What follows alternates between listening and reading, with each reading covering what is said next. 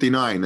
It's just turned to 11. So let's give people 20 seconds. Boker Tov, everybody. Welcome. We start a new week on the Torah Motion Zoom channel. Just to give you a heads up, I'll probably send out an email probably later this afternoon. This Thursday, for those who live in the United States of America, it's Thanksgiving, from what I'm told, right? So we're going to have a special shir. Zev Elif, who's a historian, will be giving a special shir on the Jews and whatever, America, Thanksgiving. So I'll be at our sort of 11 a.m., our regular time slot, Thursday morning.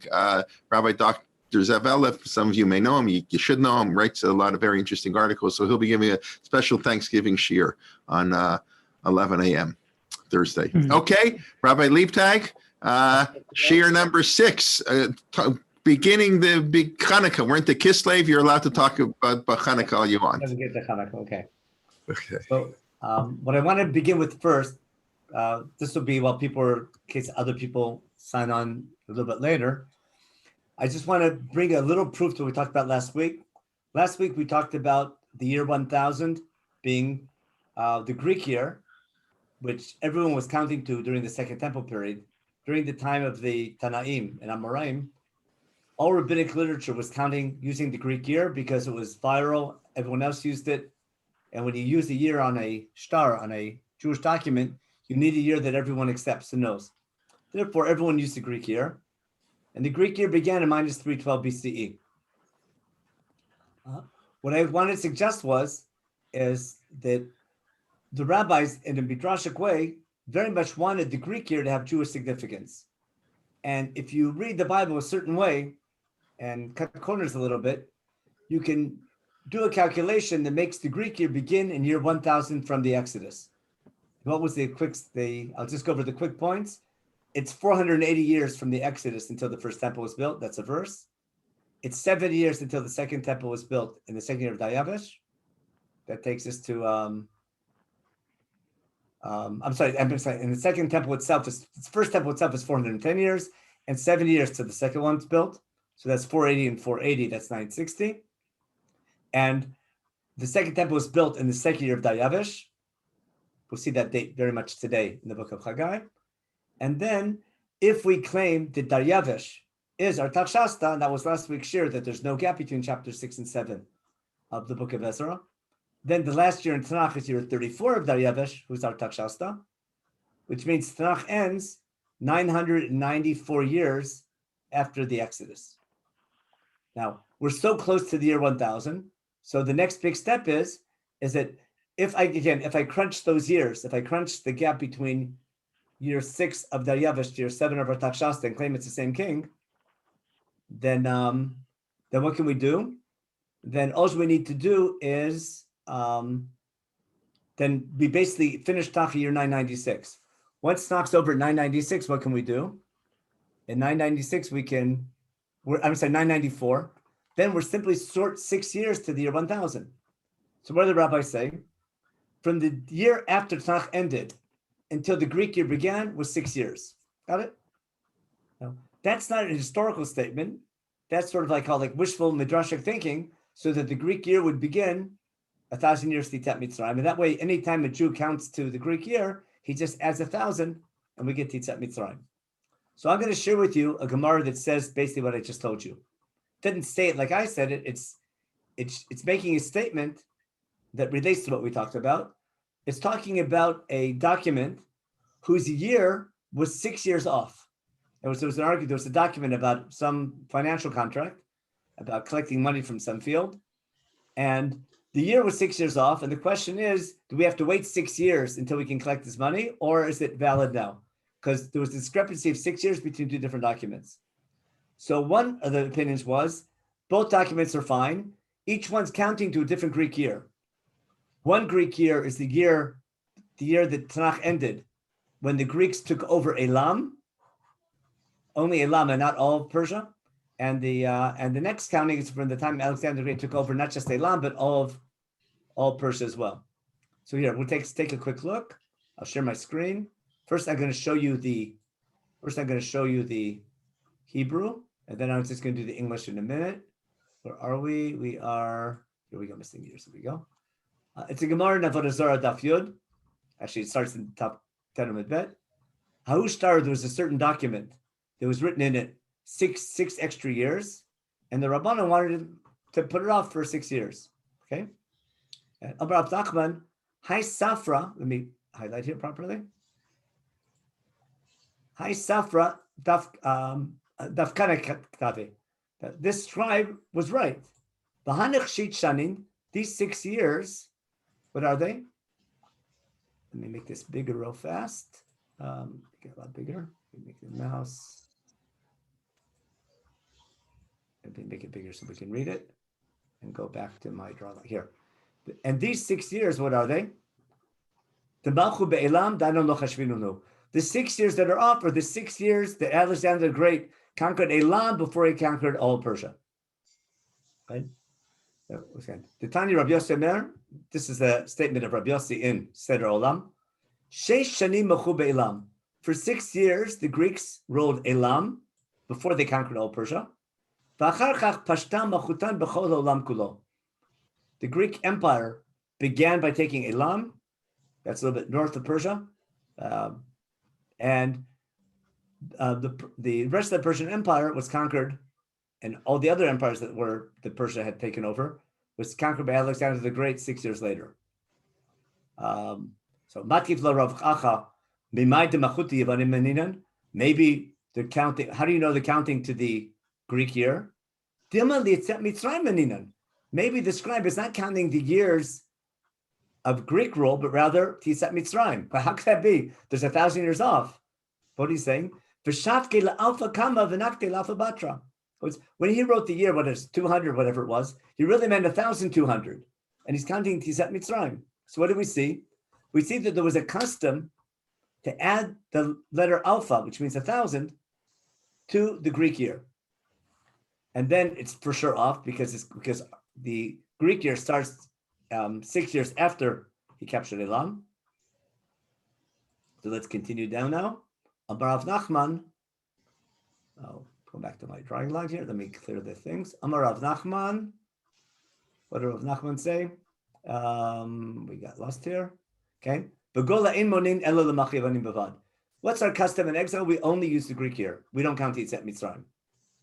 Okay. And he thought it was just putting him off. And then we find another braita. So what was the custom? What we call the Greek year. Minyan Shtarot, counting of the way that we count our documents. We only count the Greek year. Then he goes on and on, which we can skip for now. Also, I wanted to show you was nice and simple. We see a Gemara that talks about 6 years, an argument over when the Greek rule began, and the 6 years from the time Tanakh is over until they captured Persia. And we see that there was a custom of adding 1,000 to the Greek year. That was enough just to support what we talked about last week, that was the running opinion. We're going to return to this after Hanukkah and do this much better and know how this relates to the Jewish date 5780. But as Rabbi Kalman said, today's topic is Hanukkah because it's Chodesh Kislev. So let's close the screen share, clear the drawings, and now we'll get to work. Stop the share, and we'll start our share on. Okay, what do we have to do now? We have to share our outline for today. Here we go. Our outline is we need Gula share right over here. Here we go. On the source sheet I'll give out, I have the same Gemara in English if someone wants to follow. Okay. So today's class 6, today the book of Chagai and Zechariah. So let me give a little introduction and background. The last 2 weeks, we've been talking about the first 6 chapters of the book of Ezra. And we identified 2 gaps in the book. There was a gap from year 2 of Koresh when they returned to year 2 of Daryavesh when they broke ground on the temple. And we proved that was 18 years in between. And we tried to explain why the second year of Koresh was important, because that's right after the Babylonian 70 years are over, and there's hope maybe this is the redemption and the temple will get off the ground. Unfortunately, 18 years passed and nothing happened. And therefore the people were down and depressed, as we'll see. In the second year of Daryavesh, since it's 18 years later, it's 70 years exactly since the second temple was destroyed. That's another reason maybe now why this is the final redemption. And maybe that's was the impetus for people building the temple in the second year of Daryavesh. Then we talked about the gap between chapter 6 and 7, or year 6 of Darius to 7 of Tachshasta that we just mentioned. And that took us into the 1,000 years of Jewish history from the time of Yitzhak Mitzrayim. Okay, now, what was our big question? Our big question was, after the temple was completed, as we read in chapter 6, which was year 6 of Dayavish, what should have happened and what did happen? What should have happened would have been Mas Aliyah. What did happen, we'll see, it seems to be far less. Now, what we need to today, in order to understand what should have happened when it's built, we have to go back now in much more detail and go back to year 2 of Dayavish, because there are so many nevuot, right? In year 2 of Dayavish, the whole book of Chagai and half the book of Zechariah are nevuot from the second year of Dayavish. We have to see why that time period is so important. So now we're going to simply go and open up our Tanakh. Okay, so now basically our shir starting now. For anyone who came, yeah, okay, that's good. We did that because we doubled in participants since we started. Okay, so anyone who came in late, whatever we said is not important. What we're doing now, we're going to start the book of Chagai. There was our little speed test. We're going to open up the book of Chagai. It's only 2 chapters long. And now that we have the background to understand it, let's see how it begins. Bishnat Shtaim L'Dayavish HaMelech, year 2 of King Darius, B'chodesh HaShishi, in the 6th month on the 1st day, Rosh Chodesh Elul. Every date in the book will be important. Hayad Dvar Hashem B'yad Chagai HaNavi El Zerubbabel ben Shaltiel Pachat Yehuda, V'Yashua ben Yotzedek HaKohen HaGadol Limor. What do we find? We find 2 political leaders of the Jewish people at the time. The 2 prophets were Chagai and Zechariah. The 2 political leaders are Zerubbabel and Yeshua. Zerubbabel, you know from your Hanukkah songs. You know it by heart, don't you? From Moses Tour. Kates Bavel, Zerubbabel, the Kates Shivim Noshati. What's that mean? Kates Bavel, the end of the 70 years of Babylonian rule. Who came back? Zerubbabel. The Kates Shivim, after the 70 years, Noshati, Am Yisrael was saved by God, turned to Israel. So Zerubbabel, it happens to be from Davidic descent. He's called Pechat Yehuda. A pecha is a governor or a fasha in, I think in Turkish is the word nowadays. But a pecha is definitely a Persian word. You might remember from the Haftarah we read yesterday. What's Malachi saying? Would you bring that low-grade sacrifice? Would you bring it to your governor? Yes, what you're bringing God in the temple is something that you wouldn't even bring to your governor. And how do you have the chutzpah to bring it to God? And that's one of the proofs that the book of Malachi is Second Temple period, because only in Second Temple period do we have the Hebrew word pecha, which is not a Hebrew word, it's actually a Persian word. So the pecha, the governor of Yehuda, is Zerubbabel. He's only the governor of the Jews in Jerusalem, because the Persian government is in charge of everyone. And each community, even though Persia is sovereign, every ethnic community in the area of then, we'll call it for the sake of the share Palestine, has its own ruler. Zerubbabel was the head of the Jews, but there's the people we'll see later, Sanballat will be a guy in charge of the Shomonim, or the other groups of people, other ethnic groups in the land. So Zerubbabel is one important character, and Yeshua ben Yotzedek, he's of course Kohen. There's no temple yet, but I guess he's Kohen Gadol elect, should the temple be built. Now comes our big topic. What's Chagai's opening message in year 2 of Dayavish? Kol Mar Hashem tzvot lemor, ha'am hazeh amru, lo eit bo et beit Hashem libanot. The people are saying, this is no time to build the temple. Everything we did over the last 2-3 weeks was to understand this pasuk. What am I getting? I'm getting now a snapshot of what the people are saying. And I'm not hearing it from the people, I'm hearing it from God. God's saying what the people are saying, which means for sure it's true. God is telling the Navi that what? What's the attitude among the people? The people have reached the conclusion this is no time to build a temple. Now remember, year 2 of Darius is 18 years since they've returned, but not just 18 years since they've returned, they've gone through 3 Persian kings, Cyrus, Cambyses, and now there's a new administration of Dayavish. They've gone through an intifada, we read about last week, and the building freeze. And because there was such an argument, and we gave all the different reasons in our last shiurim, why people did not return. Yirmiyahu's 70s weren't over, maybe God left his people, Maybe they didn't do enough tshuva. We gave lots of good excuses why most people did not return. And to support all those reasons why people didn't come, the people who did come, who thought this was redemption, came back and everything fizzled out. The temple wasn't rebuilt. And for 18 years, we're going nowhere. And that's only further proof that God doesn't want us back. And to make things worse, as now we're going to see today, we didn't see this previously. We're going to see now that during these years, especially like the last 4 or 5 years, the economy is in shambles. There's a depression. Nothing is growing. There's been a terrible drought. There's disease in the crops. No one can make a living. Unemployment, let's say 50, 60%. Tremendous poverty. And probably lots of people went back to Bavel. And what the people are going to be saying is the fact that our economy is so bad, the fact that there's a drought, and the fact that nothing can grow, nothing can make a living, God is telling us he doesn't want us here. Now, remember our title of the whole series, From King Cyrus to Lord Balfour? I want to point this out now why I picked that title.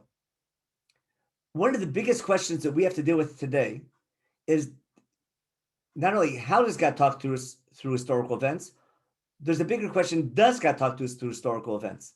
Can I read the news, not just the news today, but the news over the last 200 years?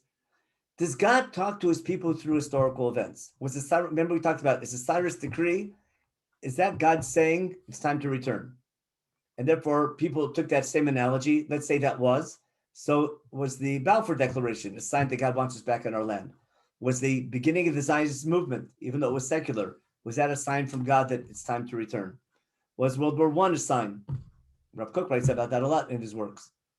He wasn't living already in time of World War II. Was World War II and the Holocaust also some type of sign from God?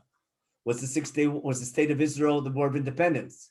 Do you see the hand of God in those events? Do you see the hand of God in the 6-Day War? Do you see the hand of God in the Yom Kippur War? Do you only see the hand of God in good events or also in bad events? So that's a really difficult question.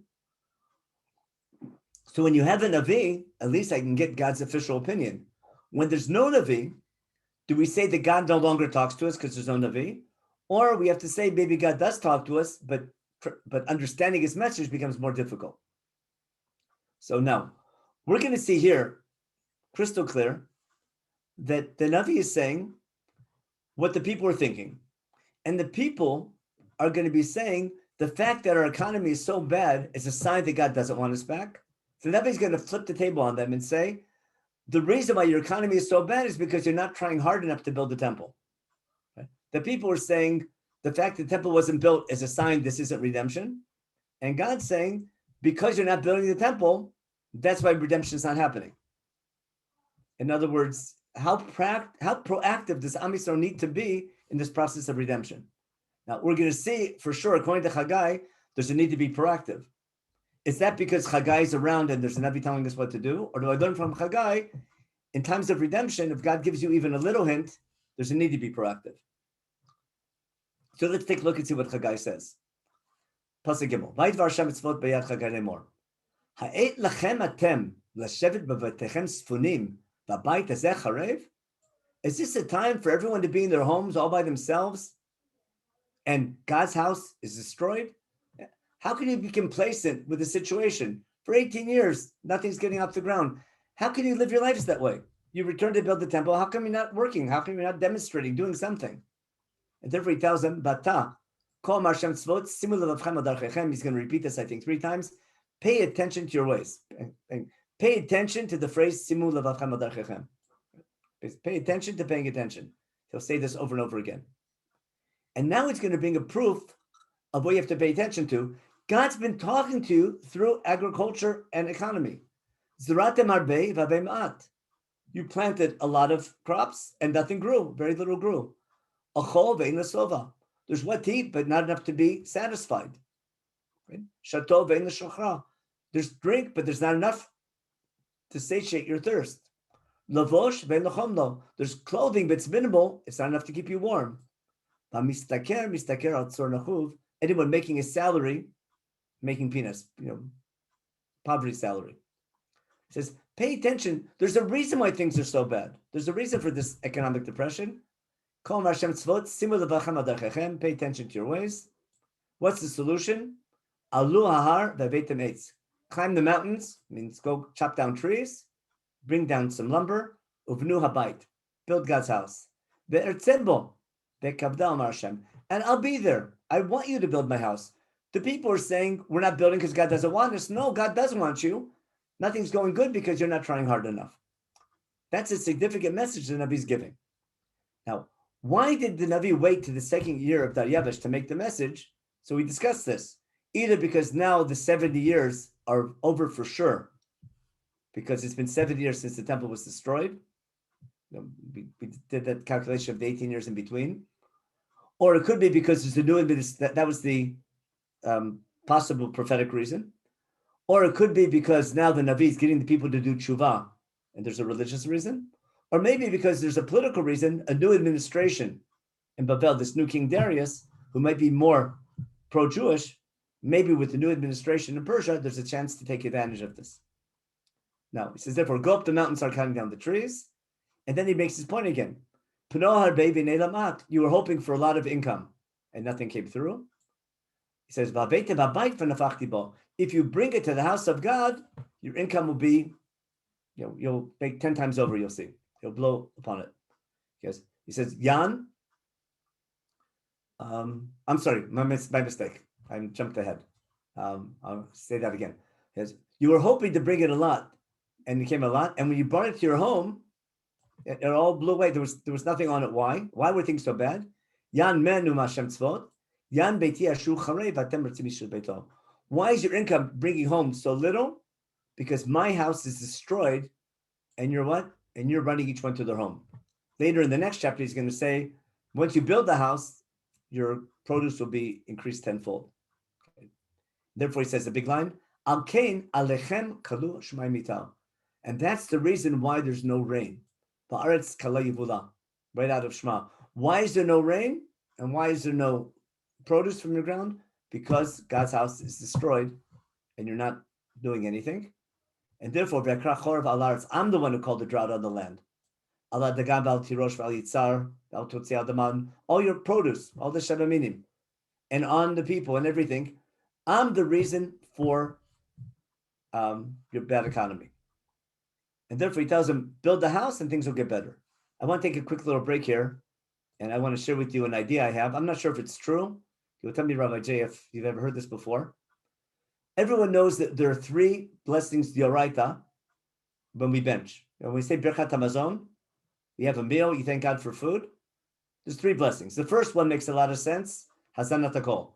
We thank God because he provides food for everyone. What's the second blessing? The second blessing is Al Aretz Hamazon. You thank God for the land. Without the land, you wouldn't have food. What's the third blessing? No, Rabbi? Well, never rachama, but right? But what's, no, that Yerushalayim. What Right. is? We ask God to have Rahmanas on Yerushalayim. What does Jerusalem have to do with our produce? I understand thanking God because he's the one who makes things grow, and he's the one who gave us the land. What does Jerusalem and wanting Jerusalem rebuilt have to do with our produce? So if you follow Chagai, Chagai is giving us a direct linkage, isn't he? Chagai is saying, when you don't care about Jerusalem, that's one of the reasons why your produce is bad. When you care about building Jerusalem and returning, God will bless your income. He's saying there's a direct relationship between, according to Chagai, there's a linear relationship between our desire to rebuild Yerushalayim and our economic produce and the food we put on our table. So it could be that if we have food on our table, we have to recognize it has a lot to do with our desire for caring about Yerushalayim. So it might be. I'm not sure if that's right, but I've never heard I just thought of that when I was doing Chagai a couple of years ago. So I've never heard anything against it, but I've never heard a really good logical reason for saying it either. So it can't hurt always to come up with reasons like that. Now, I don't want to get political because that's fine when there's no mosque sitting on the Temple Mount. Does that mean that nowadays we're supposed to blow up the mosque and build a temple and that will solve our economic problems? I highly doubt that would be I wouldn't take the risk that's what the Navi is telling us. So don't take what I said and do something practical. But thematically, if you care about it, what I call Harabait Bilibenu has to be, not just Biadenu. Now back to Chagai. That's Rosh Chodesh Elul. And his message is being given to the people, but it has to begin with the leaders. And sure enough, if we go back to Chagai, what do we find? The people actually listen. The leaders and the people listened. The voice of God. They heard a good rabbi speech. Every rabbi knows, oh, wow, Rabbi, the speech was great. Are you going to do anything about it? That's something else. But they're inspired. We agree with you, Rabbi, that we're doing wrong and we have to do something better. Are they doing something yet? We'll see. Okay. Then Chagai has to tell them, being sent by God, Malchut Hashem, Lemor, Ani itchem Ne'um Hashem, I'm with you.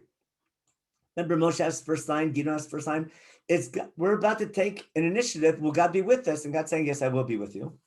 And then just like in the beginning of the book of Ezra, remember, He'ir Hashem et Ruach Koresh, God inspired Koresh to build.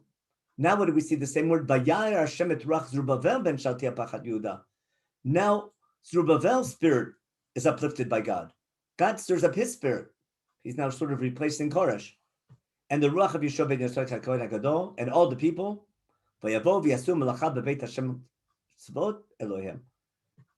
They start getting a planning committee, maybe they did a car wash, they raise money, etc.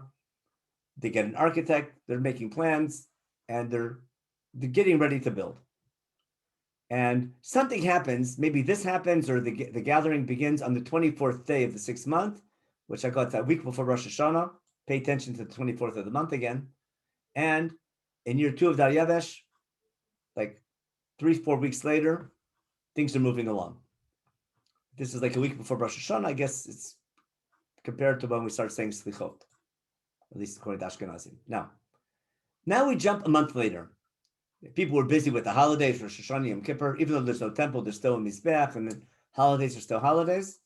And now it's a good time because the people are doing tshuva. Notice, if one of the reasons why things weren't happening was because we didn't do enough tshuva, like we saw in Yirmiyahu, maybe the month of Elul and the Chagim of Tishrei put the people now in a position, it's time to build because we've done proper tshuva. So now in the 7th month in Tishrei, on the 21st day of the month, which is Hoshana Rabbah, if I calculated correctly, the people are probably gathered in Yerushalayim in prayer, and Chagai takes advantage and gives another nevuah. So another message from Chagai. This is a month and a half later since his opening message. We went Rosh Chodesh Elul, high holidays. Now it's time. Yom Tov is over. Sukkot is about to be over. Now we have to start taking action. And more now, Zerubbabel ben Shaltiel Pachat Yehuda veYeshua ben Yosef HaKohen HaGadol veYishrei Torah Lemor. Here's the message to the same people again. Mi b'chem hanishar asher rat habayit hazeh b'chvodo harishon. Any old timers? Remember, it's been over 70 years already. Anyone who's like in their 80s and 90s who was in the first wave of exile or second wave of exile and remembers the first temple. And now you see what we're even planning on building? It's a joke. You people, again, another reason for this depression. You call this redemption? This is a joke compared to the old days. So we put up this little house. It's nothing compared to what the first base of Mikdash was like.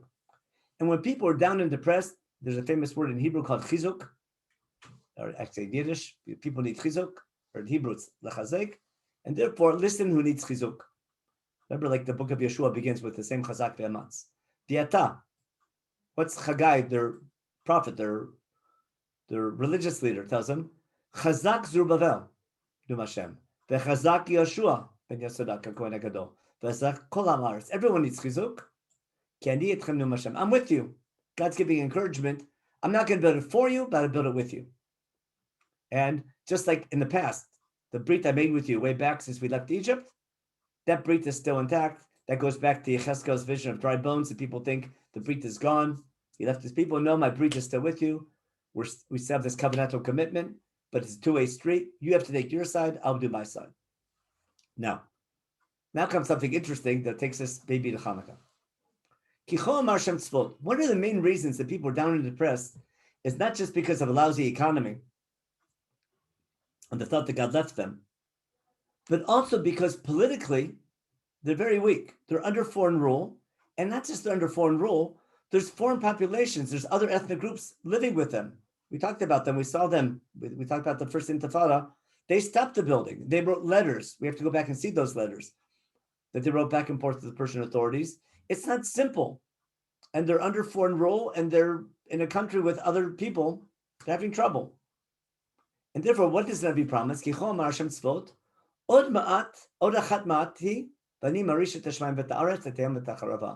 In a short time, didn't say how long, but in a short time, there's going to be, I call this a political earthquake, or a big event, or maybe even an earthquake.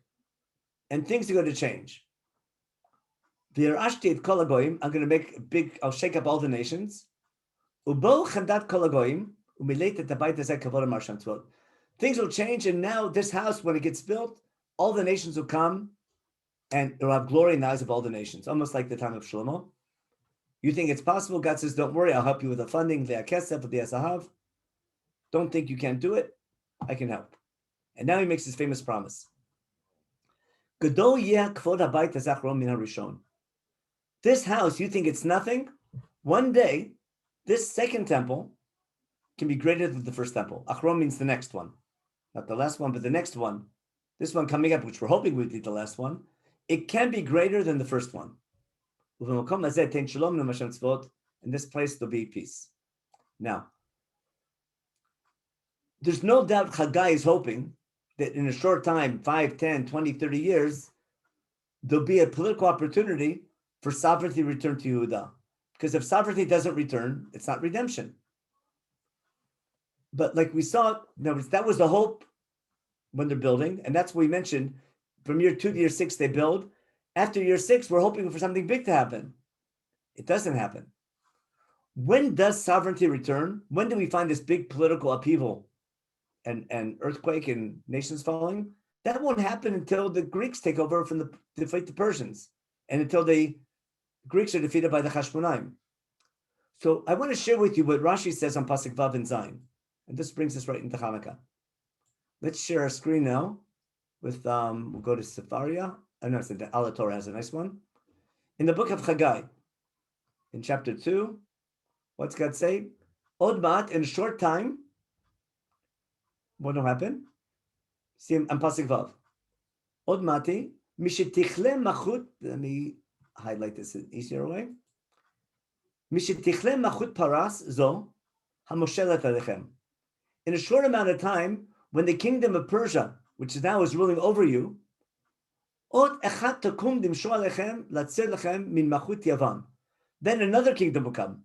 Persia's on you now, and then the Greeks are going to come, Malchut Yavan, and they'll be only, the Greeks will be just for a short amount of time. So you see, it's the Greeks coming, Hamoshelet Alechem now, are the Persians, and shortly afterwards will come the Malchut Yavan, the Greeks. Afterwards, what will happen? Ani Marish, Benisim Anasim Divnei Chashmonai. He sees Chagai's prophecy as predicting the Hasmonean revolt. Now, I'm pretty sure that Chagai was not hoping in this nevuah that he's talking about events that are going to happen in 200-300 years. You don't say Od Mati in a short amount of time about something that's going to happen 200-300 years later. The hope was that would be happening soon. It turns out it's only fulfilled in the future. And that's why when you study nevuot are not what will be, it's what can be. And we're going to see later on that possibly one of the reasons why this date, we'll see in a minute, the date of Hanukkah coming up, why the nevuot of Chagai and we'll see Zechariah are so central to the Hanukkah story and the acts of the Hashmonaim, as we'll see them in the book of Maccabim, in many ways relate to this. Now, how does Rashi know about these events? Listen carefully. Et hashamayim, amish et hashamayim, v'yavinu sheshchinati shora b'bayit zeh. Then you know that God's Shekhinah dwells in this house, and they'll bring lots of presents to God. And then he says, how do we know this? Kasher katuv b'sefer Yosef ben Gurion. And Rashi brings, what do we see from here? Rashi studied history. What history book did Rashi have? He didn't have Flavius.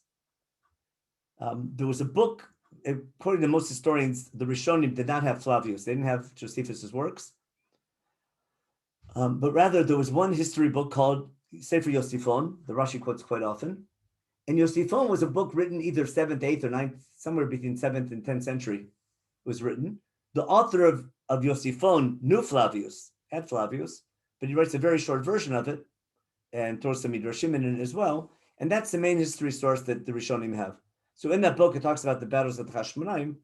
And there, he sees that the Hashmonaim fulfilled the devote of Chagai because it's the first time we return to sovereignty. And there's a big upheaval in wars in the land of Israel where there's a big political upheaval. And we'll see in a minute with the armies falling. We'll see more of that in chapter 2. Now, so again, I just want to share with you that little Rashi about what he says on those psukim. Now we're going to be ready for Hanukkah. Let's clear the screen drawings. And this was the Nevuah on what day? On Hoshana Rabbah, year 2 of Daryavesh. Remember, Rosh Chodesh Elul, and then now Hoshana Rabbah. It's been almost 2 months. Within 2 months' time, they're ready to have a groundbreaking ceremony. We're going to see now in a minute that the groundbreaking ceremony for the second temple is going to be on the 24th of Kislev. Let's read the date. On the 24th day of the 9th month, that's Kislev. We call this Erev Hanukkah. On the second year of Daryavesh, here was the Nevuah to Chagai. I'm going to skip the question in the next 4 psukim. And we'll go right to what's happening in Pasuk Tet Vav. Pay attention to this day. Before they start building stone on top of stone or brick on top of brick in God's house, pay attention to this day. Pay attention to what? We mentioned this before. Up until now, you came in hoping for an output of 20 and you only got 10 from your crops. You were hoping to get 50 grapes and you got 20, but your income is way under your expectations. Okay. And I also smote you with all these different plagues on the ground, all these diseases, and with barad and with hail. No, nothing's growing because of that. And you're not turning to me. Therefore, he says, pay attention now from this day on, from the 24th, from the day you start working and lay the foundation of God's house, pay attention to your ways. Is there any grain left in the granaries? There's nothing yet. Nothing grew. And there's no grapes and there's no figs, or pomegranates or olives, all the Shavaminim. Nothing grew this year. There's nothing left. And it's winter. You have to wait till next spring. Those crops did not grow. From this day on, there'll be blessing. That's what I mentioned before about the blessing of Bnei Yerushalayim. God's promising there's a linkage between building the temple or desire to build the temple and your economic output, especially your agricultural output. So that's Chagai's message on the 24th of Kislev. Now, let me ask you a question. Let me stop the share for a minute. In Judaism, what's the first day of Hanukkah? The 24th or the 25th? When did we start? When did we light the first candle? 25th. No, we don't. We light the candle on the 24th at night. Listen, remember the miracle story you learned? What happened?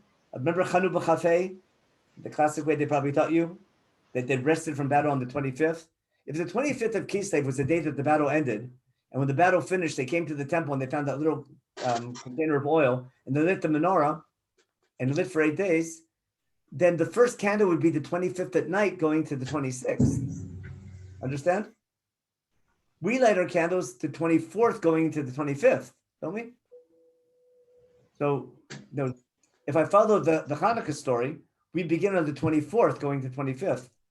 Because if the story happened on the 25th, then the first night of the candle would be on the 26th, not on the 25th. Anyway, that's a little side point. But you'll see there's all these devotes of the 24th of Kislev. We'll go and try to understand a much deeper reason why they begin on that day. But the main thing is that there's no doubt, I'll put it this way, I would say no doubt, but it's super logical to assume that there must be a connection between our celebration of Hanukkah on the 24th, lighting the candle 24th and 25th of Kislev, And this Nevuah of Chagai, not just the date, but what's happening? It's the day they laid the foundations of the second temple. And we know that it's a second temple holiday. But remember, these are all events of Hanukkah, way before Hanukkah. We're some 200-300 years of history before Hanukkah. And already the date of Hanukkah is important. Now, in our earlier shiurim, actually, we didn't do that yet. And about the winter, we'll talk about later. We'll have a shiur on the winter solstice later on. But all I'm trying to show you now is that don't be surprised in the next several weeks when we look at the book of Chashmonaim, we're going to find that when Yehuda cleans up the temple and gets rid of all the tumah, all the desecrations, and makes onu kelim, they don't rest from battle on the 25th of Kislev. They purposely rededicate it on that day after spending a month or two making onu vessels. And the day wasn't picked by chance, it was picked on purpose. And most likely, the Maccabees, when they dedicate the temple, and they do what's called the first Hanukkah, we'll see this in the book of Maccabees, on this date, is going to relate to the book of this book of Chagai. And in fact, we're going to see in a minute that most likely the Chashmonaim saw themselves as fulfilling this book of Chagai, pretty much like Rashi mentioned. Now, let me check the chat real fast. Any questions on the chat, Rabbi? Let me just check the chat real fast. Nothing really. We can take it at the nothing too much. I'm just looking up. I'm going to talk to you about Danny Sperber's article after you finish the shiur on Hanukkah. We'll talk after you finish. Okay. So let's go back to our shiur, back to our screen, and look at the end of the book of Chagai. We're going to have another mention of the date and a second Nevuah on the same day. Now just read the first slide. Another vision of Chagai on this day. But on this day, they're breaking ground on the second temple. That's clear. Now, I don't want to stop my shiur. This is for the rabbi, before you get the Rabbi Sperber's article. Let's say Or Chaim doesn't like, let's say you get thrown out of the school building, okay? Your shul, your minyan, and you have to have a new building, okay?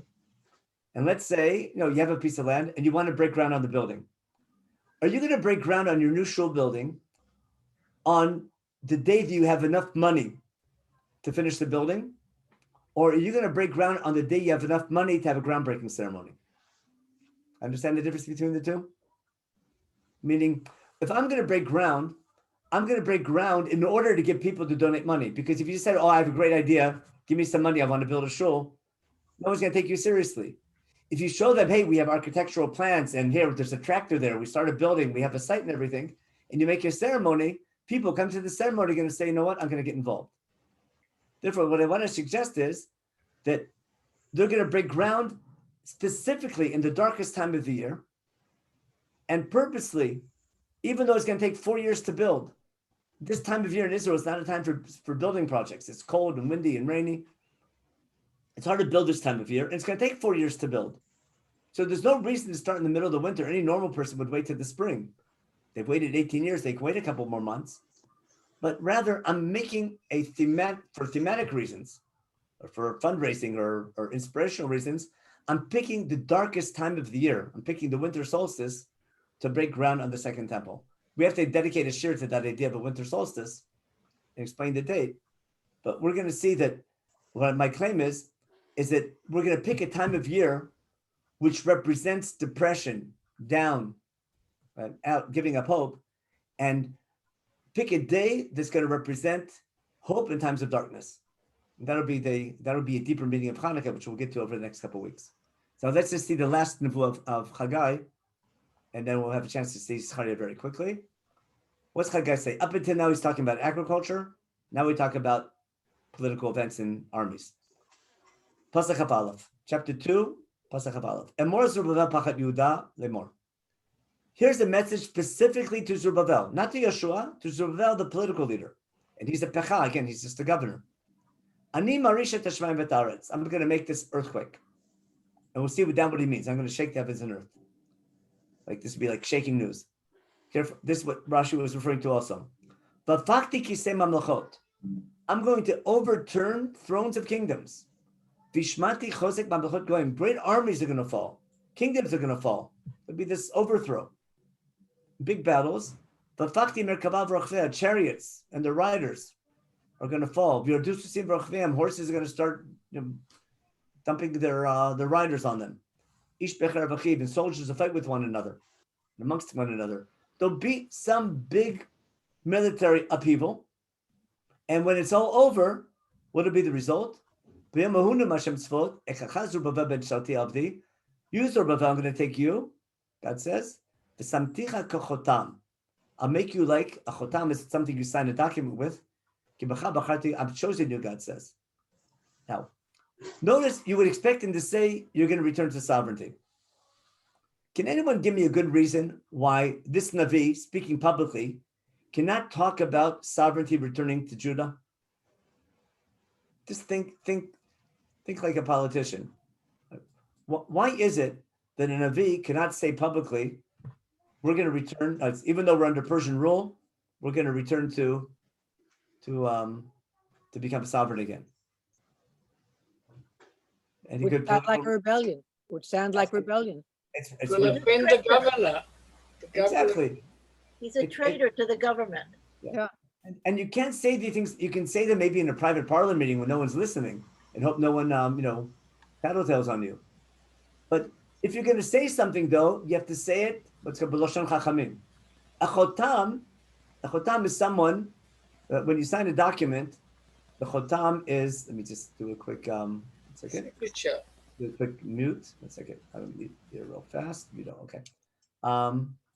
A chotam is what you sign a document with. That's signed by the sovereign power. And therefore, he's alluding, one day sovereignty will return. Don't say this publicly. But there's a bit of a, but there's no doubt there's hope of the return of Zerubbabel to his kingdom, no longer a pecha, but hopefully a king. Now, had we studied already the letters that were written between year 2 of Koresh and year 2 of Dariavesh, which we skipped in chapters 4, 5, and 6, you understand totally why they can't say that. Because what do those letters say? Don't let the Jews build a temple, because they rebelled against the Babylonians. They made treaties with the Babylonians and they broke them. And when Tzidkiel was appointed by the Babylonians to become king, he rebelled, he broke his treaty, and he claimed sovereignty. You can't trust these Jews because you give them a finger, they take a hand. And instead of being appreciative that, hey, we gave you autonomy, the letters were saying, don't give the Jews autonomy because then they're going to ask for sovereignty. Instead, therefore, the Jews have to be very careful not to be explicit about their long-term hopes. On the other hand, what are we going to find?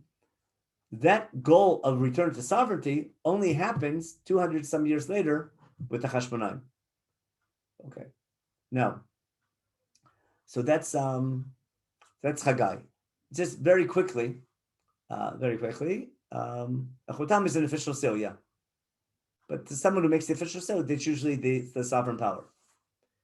Now back to the book of Chagai, and I got to go back and share my screen and just take a quick look at Chagai as a contemporary. His name is Charia. Just we'll see that quickly. And we get this Charia. Here we go. Why isn't my mouse working? Bible, here we go. And Charia. Remember, all of the Nuvot of Chagai are within 3 months' time for the first, all in the second year of Dayavesh, from Rosh Chodesh Elul until Hanukkah. Charia begins, no doubt a contemporary. B'chodesh Hashmini b'shan Shem l'Dayavesh, and Varshem Charia b'mor. God's angry with you, and now we have a famous song.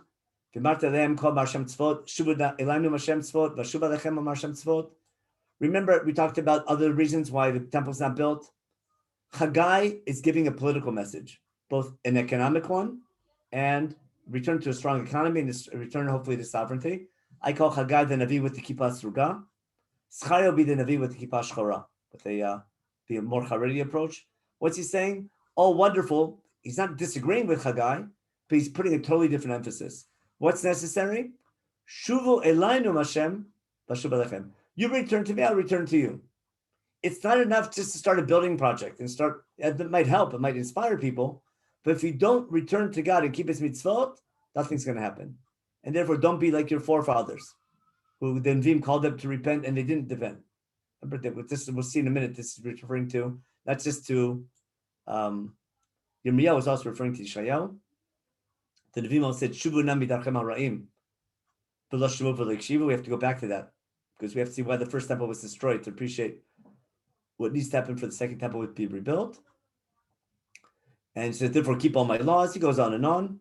And then this next nevuah, again on the 24th of the month, now on the 11th month, 2 months after the dedication, he gives another nevuah. He sees a vision of a malach. We're going to skip all this. We just got to go to the famous pasuk we read last week. Vayan malach Hashem v'yomar, in the second year of Dayavesh, as they've broken ground on the temple now. They began construction of the second temple. It's going to take 4 more years, but 2 months earlier, they broke ground. And this malach in this vision, is it going to happen, yes or no? That's the big question. So what's the malach come and ask God? He turns to Hashem, Tzvot, Ad matay tolot rachem et Yerushalayim bet Arei Yehuda, asher za'amta zeh 70 shana.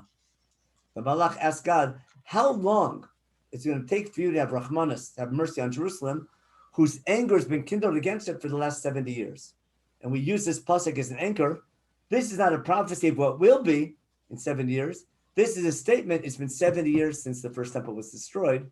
And that's 7 years since the 11th year of Tzidkiyahu. And that's a perfect match with outside history as well. Now we're in 522 BCE, pretty much. Just about 7 years since the first temple was destroyed. Now, that's his message. And then one other line, God answers me. They're good things. God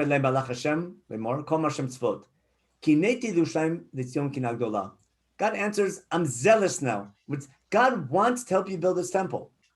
Remember, the fact it's going to take 4 years to build shows that things are so slow. It's going to be a very slow process, but the Navi God tells Zechariah to tell the people, I'm zealous now to rebuild Jerusalem. I'm really angry at your enemies. I gave them the right to punish you and they overdid it. That's what God's saying, you deserve to be punished, but your enemies overdid it. Like what the Egyptians did. God said the Egyptians can oppress us, but they over-oppressed us. And that's why the Egyptians are punished for their sins. That's the Rambam Menachot Shubah. Now, L'chein kol amar Hashem, Pasuk Tetzayin is famous. Shafti Yerushalayim barachamim. What's God promise? I'm going to turn Yerushalayim with mercy. Meaning, you might not deserve it, but midat rachamim, I'll come back. Beiti ibaneba. My house will be built there. Num Hashem tzvot. V'kavi netar Yerushalayim. That's a plumb line. You'll see construction projects happening in Yerushalayim. You'll see building happening. And people will soon say, they're so caught and say, Kol Hashem tzvot, od tofitzenu Rabbi tov. My city will start expanding from too much good. V'yicham Hashem od et Zion v'charad Yerushalayim. God again will choose Jerusalem. Now, not in case, when you pray every day, not just in Birkat HaMazon, in Birkat HaMazon there's a machloket. Do we say Bonei Yerushalayim Amen or Bonei Brachamav Yerushalayim Amen? Briskers just say Bonei Yerushalayim. Nusach Edot Mizrach also. Ashkenazim say Bonei Brachamav. Look in the Mishnah Berurah. We see that he actually learned his Tanakh. It says, what's the source for Bonei Brachamav Yerushalayim Amen? This pasuk right here. If you hold, not like the Briskers, but you say like Minhag Ashkenaz, is you bless God that He's going to build Yerushalayim Barachamim. The source for that is this pasuk right here. More than that, in Shmoneh Esrei, when we pray to God, Yerushalayim Yecha Barachamim Tashuv V'Tishkom B'tocha Kasher Dibarta, we ask God to return to Jerusalem. Okay, Yerushalayim Yecha Barachamim Tashuv V'Tishkom B'tocha Kasher Dibarta. Like you said, what are we referring to? Kasher Dibarta. You say that 3 times a day in Shmoneh Esrei. What's Kasher Dibarta referring to? It's referring to this pasuk right here in Zechariah. Many people are not aware of that. But where did God say that God will return to Yerushalayim Barachamim? Remember, Yerushalayim Echa Barachamim Tashuv. That's a request. That's a tefillah. Then we say, return like you promised, Kasher Dibarta. Here's where God says, Shafti Yerushalayim Barachamim. So every time you daven Shmoneh Esrei, you're referring to this pasuk. I just want to add that. So we had 2 little additions to our daily prayers and Birkat HaMazon and Tefillah. Our time is just about up, if I'm not mistaken. Yeah. So just one other line in chapter 2, just as a promo. Zechariah continues, and there's 6 chapters of Nevuot. Now, in year 6 of in year 2 of Daryavesh, from chapter 1 through chapter 6. And there'll be 7 visions, and the middle one will be a menorah. Well, hopefully we'll deal with that. But in chapter 2, there's a famous vision, which you probably remember. Roni v'simchi bat Zion, be happy. Now, when you tell someone be happy, that means they're sad and depressed.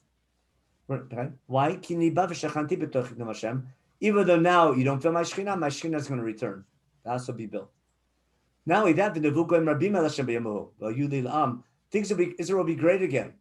You're not just you have a little lousy temple, but you'll be an important nation again. Other nations will look up to you.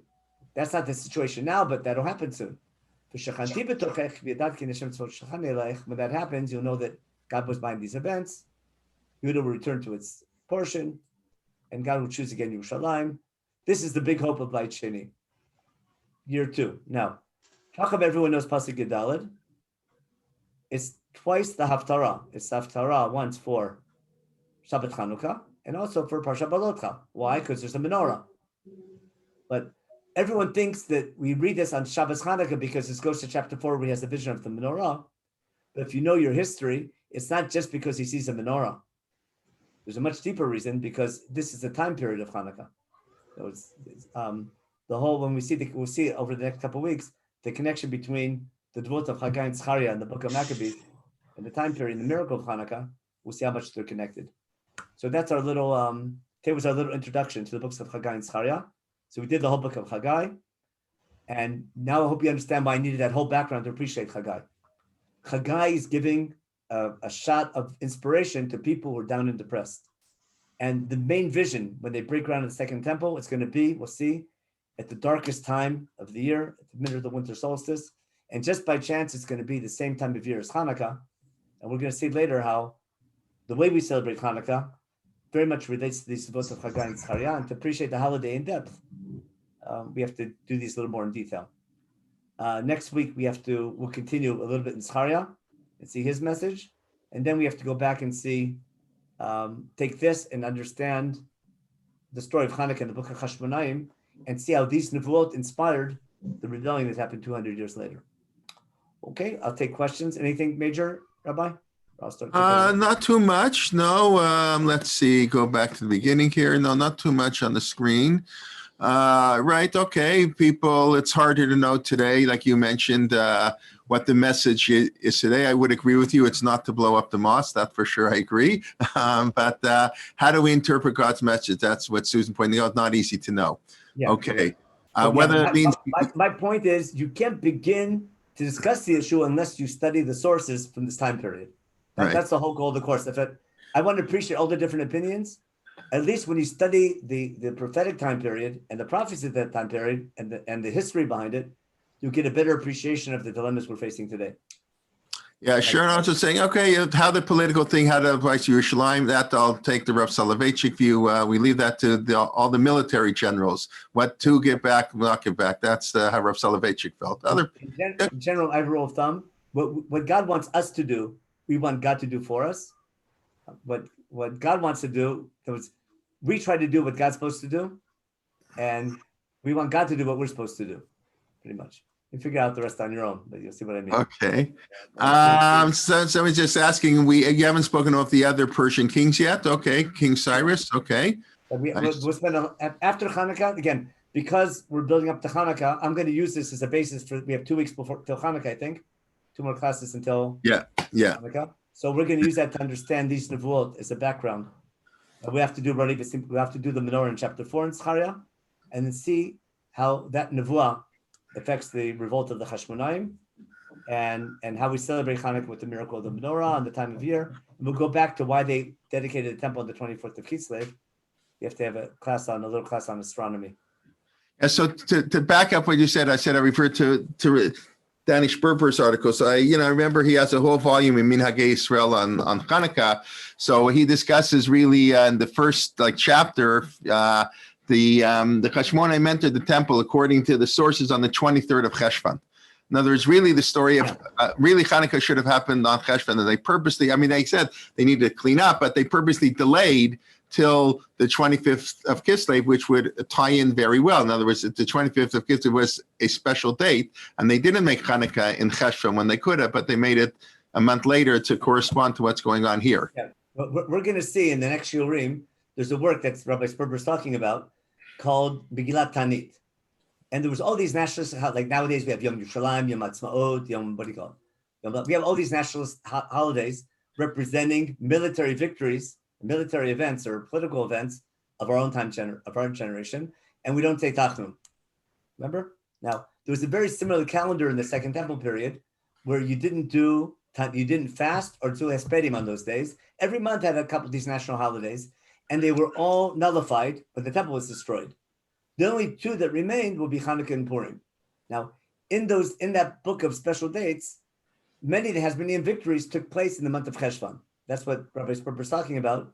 The 23rd of Cheshvan, Megillat Tanit, that's a Jewish source, that they already cleaned away the places of idol worship. They were already cleaning up the Temple Mount from its idols and from its tumah, from its uncleanliness, 2 months before Hanukkah. And Sefer Makah says that they spent like 2 months over a month making the new kelim, and they purposely waited to Hanukkah to dedicate. In other words, it didn't happen by chance on Hanukkah. They picked a date special because that date was special from way back, and we'll see also that it was special to the Greeks. There was a special day to desecrate it, and we have to talk about why that time of results is special. We'll do that over the next 2 classes. Okay, thank you very much. As I mentioned at the beginning, in addition to our regular shiurim this week, this Thursday, Zev Aleph will be giving a shiur, Turkey Traditions Getting a Jewish Foothold in the New World. Zev Aleph is a historian of American Jewish history. That will be, he has spoken a couple times for us in the past. That will be 11 a.m. on Thursday. If anybody wants, I'm sorry? Is Turkey kosher? That's a I'm working on that, but that's another shiur. But this year, a historical point of view, if anybody wants to show Thanksgiving to Torah in Motion and would like to sponsor that shiur or any other shiur, that would be most appreciated. Can let us know. And want to wish everybody a wonderful day, wonderful week, all good things. But so stay posted. By the way, that will have a totally separate registration. I know a lot of our registrations have the same password. This will have a different password. I haven't sent out the link yet. But we send it out. So please, if you want to come, you will have to register again. Just takes a minute to register. Not even, I think. But anyways, okay. Rabbi Jay, I'll share with you a little story Sure. Not part of it, sure, but if something happened, being careful what you say, because I make mistakes all the time and say things I shouldn't say. I was teaching this like 27 years ago. I was teaching a class at not in yeshiva, in another program of, more of a multi-denominational group. So I was teaching them, and I told them we're teaching about making, about Yom Ha'atzmaut, and that when we say Hallel, or we're saying like Hodel Hashem Kitov, we're thanking God for, like on Yom Ha'atzmaut, we thank God for our of the beginning of our nation. So I say it's like a Thanksgiving holiday. So I asked the class, like, in Israel we say Hallel on Yom Ha'atzmaut. Like in America they say Hallel on Thanksgiving. So I was joking around and about saying, in America you say Hallel on Thanksgiving. In Israel we say it on so I was just joking. About 5 years later, I get a phone call from one of my neighbors who teaches in the school also. And he called him up and he said, Rabbi, I forgot if we say on Thanksgiving Hallel with the bracha or chatzi Hallel or full Hallel. So he asked him, who told you who said Americans say Hallel on Thanksgiving? He says, Rabbi Leibtag did. Right. Yeah, no, of course. Listen, I mentioned the Spanish Portuguese shul, but not only them. A lot of shuls used to have special Thanksgiving davening where they said Pirkei Tehillim. They said not the Hallel HaMitzri, but in a certain sense they did say Hallel. There was much to say Hallel for America that they don't have, but they used to have a big deal, and everybody knows that's a holiday. Rav Soloveitchik would end shiur early to go home to Boston to have a Thanksgiving dinner with the family, and listen, I don't know. I don't think Rav Moshe Feinstein officially celebrated Thanksgiving, but his Thanksgiving to America was, amazing, and the total understanding about, how they were lucky. Correct. Hodu, the fact that Hodu means Thanksgiving is a coincidence that isn't a coincidence. That's right. I don't know what that means. Rabbi Riskin said to make Kiddush. I'd be interested to hear, Susanna, if you want to expand on that. What do you mean to say? Well, I assume he doesn't mean real Kiddush, but some kind of, whatever. But yes, but you're right. We all have to be careful. I hope people understand a lot of what I say with a grain of salt or 20 grains of salt. Or, but as we all know, every joke has a little bit of seriousness to it. So anyway. I don't know specifically, but I just remember hearing years ago that he had said that. So I don't. I mean, not a full kiddush, but break and as in the chat, I suggested a pasuk. In Yeah, Yeshiva, listen. when I was madrich for the Americans in my younger days, so the guys want to do something special for Thanksgiving at night, and so I was in charge of them. So I went to ask Rav Lichtenstein, senior Rav Aaron Lichtenstein, Alav Shalom, is it okay for the guys to celebrate? And they brought a riot from Rav Soloveitchik. Rav Soloveitchik says okay. So and then we said there's one thing when you're in America, there's nothing in Israel. I think if I remember correctly, don't quote me, but I think he says he was a bit more of a Yankee than I am, something like that. Or Soloveitchik was more of a Yankee. Yeah, he said. I don't know this. My daughters in Migdal Oz, they asked us to send a Thanksgiving message. They want us to. Don't say anything to anybody if anybody knows anybody in Migdal Oz, but to send a message for Thanksgiving. I think the Israeli army even has for the lone soldiers. They make a special Thanksgiving dinner. That's what I understand. I don't know if Canadians are welcome. I hope they are, but the rabbi from Ramaz, from the shul, the rabbi. He'd always come to visit. He'd always come to visit this time of year the students from Upper West Side, from KJ. Rabbi Lookstein. He'd come. He'd take all the Ramaz graduates and have a Thanksgiving dinner with their. Yeah, sure. Listen, it's nice. you know what? I don't think the army does it. I don't think it's the army. I think it's the Lone Soldier Center that does it. Oh, it's a lone soldier within the army. Okay, fine. But the army, I guess, lets them all go. Okay, very nice. Listen, for anybody who immigrated, anybody who was born before the Holocaust, I think has an even greater appreciation of America than people born post-Holocaust who take it for granted. People who, Rav Moshe, who immigrated from Russia in the 1930s, what persecution is going to have a very different view. Of Soloveitchik, who said he davened as a kid not to end up in America, and understands if he didn't end up in America, none of us would be, the world would be a totally darkened world in many ways. So I think there's a greater appreciation in the older generations than there are in the younger generations. Soviet emigres are particularly appreciative. Of course. People are brought up like spoiled brats, like born, in the wealth of, that we're born in. So gratitude is the first message of the Torah. Adam Harishon said, Ha'isha asher natata li, you gave me, it's your fault, God. He didn't have gratitude that man created, Chava for his benefits. That's the first Rashi there, whatever, Hoshir on that. But gratitude's important. Yeah. Anyways, the same thing, Yom Ha'atzmaut, have gratitude for the miracles that God. That's what the shir is all about. Rabbi Leibtag's talking about, recognize the hand of God. How exactly, we don't know, but to say thank you, that we all know, or we should. How to say it is a machloket. How to say it is a machloket, very good. That we have to say it shouldn't be a machloket. Unfortunately, it is, but that should not be a machloket. Okay. I'm sorry?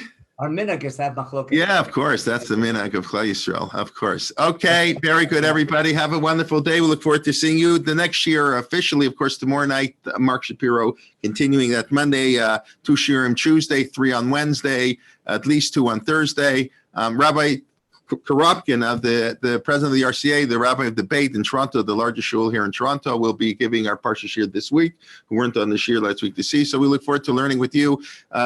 Invite your friends. We look forward and have a wonderful week, everybody. Thank you very much.